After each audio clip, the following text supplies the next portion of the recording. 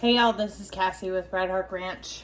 So I am going to try something that I've never tried before. We are going to attempt to spatchcock a chicken.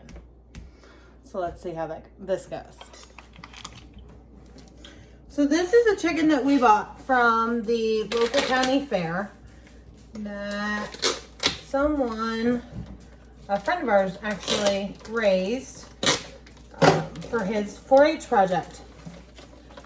So we are going to use this and we're going to spatchcock it.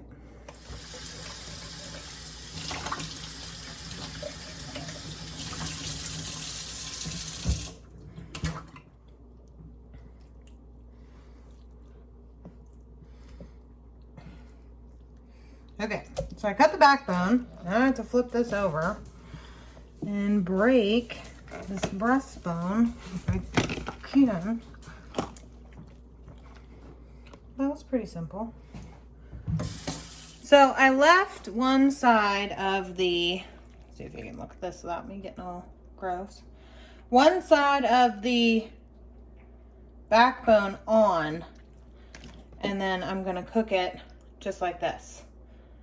So I was watching a YouTube video with Jessica Sowers on Roots and Refuge Farm, and she leaves the one side of the backbone on because she uses it for chicken stock afterwards, which is exactly what we're gonna do.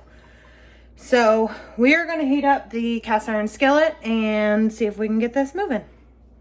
So this isn't gonna be the best quality considering my tripod has died.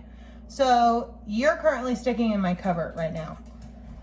But I'm gonna preheat my oven to 400 degrees, and in this cast iron skillet, I'm gonna put some butter so that we can fry the back of this, and then I'm gonna cut up some potatoes and put them in my roasting pan, and we're gonna brown up this chicken and stick it in the oven, and it should be done in about 45 minutes. I will tell you, I am not your Class A numero uno chef. My husband is actually the cook in our house.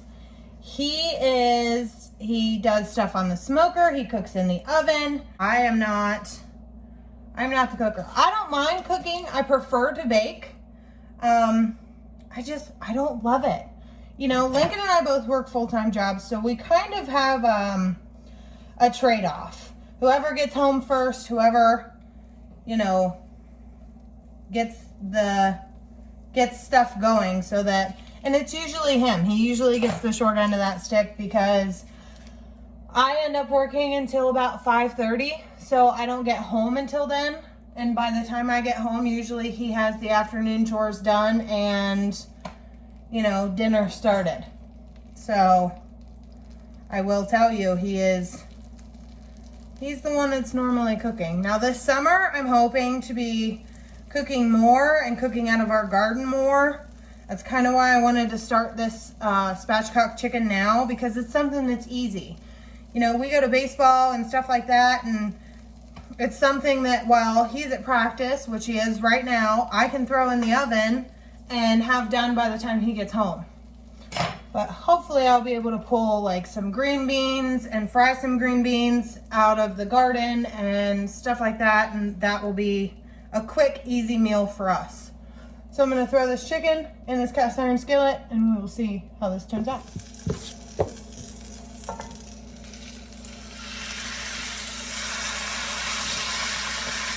Woo. So I only have a 12-inch cast iron skillet, and it's the only cast iron skillet I currently have. I intend on getting more, but I don't currently have one. I did season this chicken. I put salt, pepper, seasoned salt, and garlic salt. Okay, so changing plans. I think what I'm gonna do is I'm gonna flip this chicken in my cast iron skillet, and I think I'm gonna bake it in my cast iron skillet. And then what I'll do is I'll take these potatoes and just chop them up and fry them. I think that'll be a lot easier. I'm going to flip this chicken and put this whole shebang in the oven and see how this turns out. Worst case scenario, It's ramen for dinner.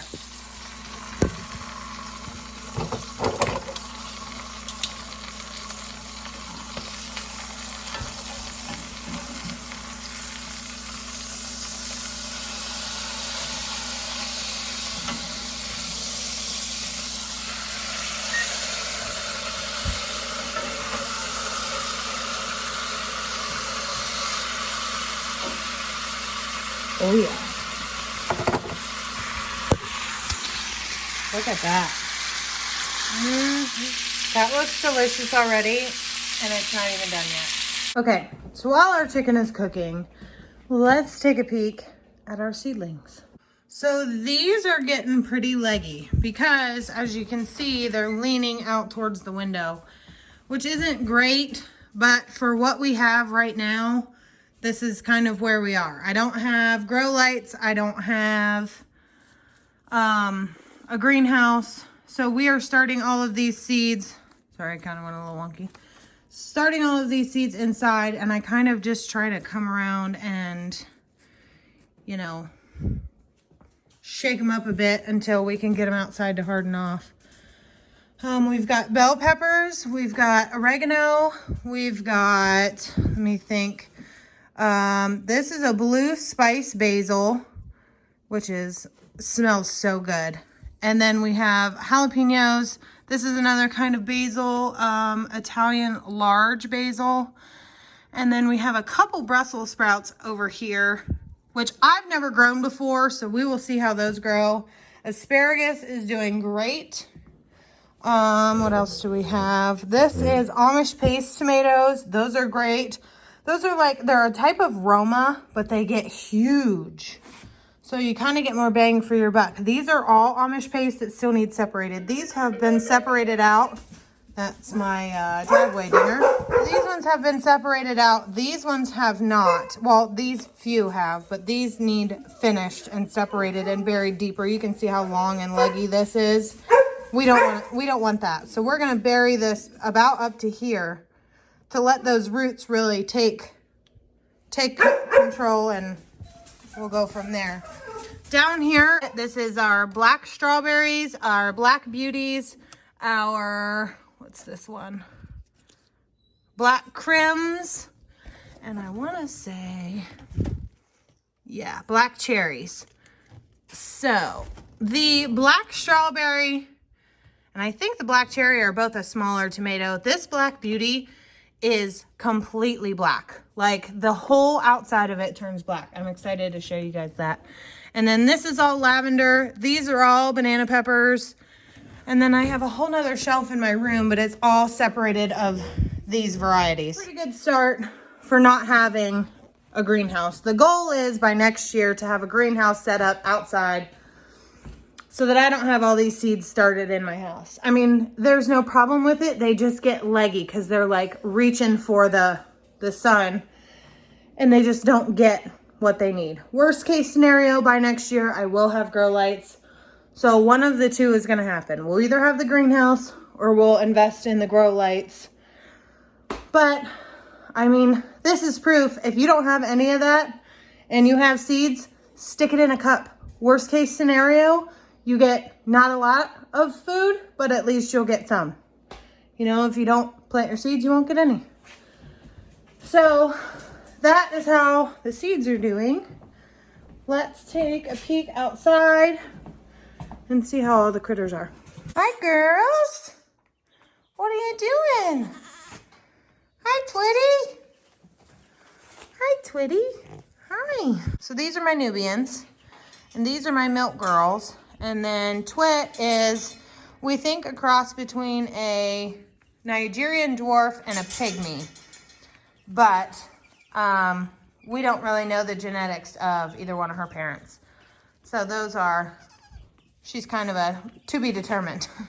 But she's definitely going to be a small variety. These are my Tractor Supply bad girl purchase. I went in the other day and a friend of mine was working and we decided we were not getting any chicks because we had all the chicks that we needed.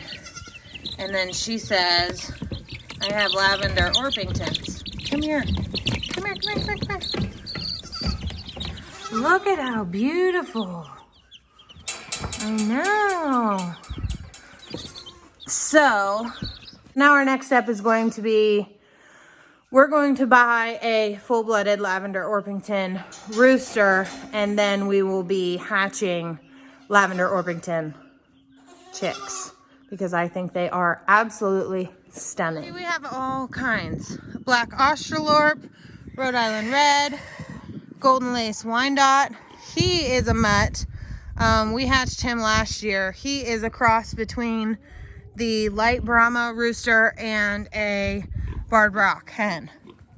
So at least we can tell now that he's older what he is, but he's not going to give us any eggs. He's just probably going to be, and you can tell that he's light Brahma because look at his feet.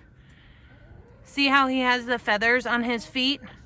That's the way that you can tell that his dad is light Brahma, because the light Brahmas have the feathers all the way down, and obviously his color is just like one of the barred rock. So our flock is going to be changing a little bit in the near future.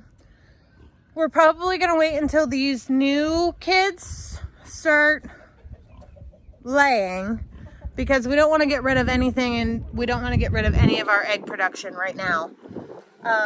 So once the new chicks start laying, I know my Rhode Island Reds are 2 years old. So those girls will probably all go this summer and we'll be done. We'll probably make chicken stock out of all of them. Now the rest of them, I believe, are all a year old, maybe a year and a half this summer. So next year, the rest of this flock will go, and those chicks will be our primaries, and next year we'll hatch more to have our next batch, because I kind of want to rotate them out every 2 years. I think I still have one, maybe two Rhode Island Reds quit laying, but they're definitely not all laying. I have 1, 2, 3, 4, I think 6. I think at least 6 Rhode Island Reds left. And I believe I'm only getting 1 Rhode Island Red egg a day. So, somebody's following me.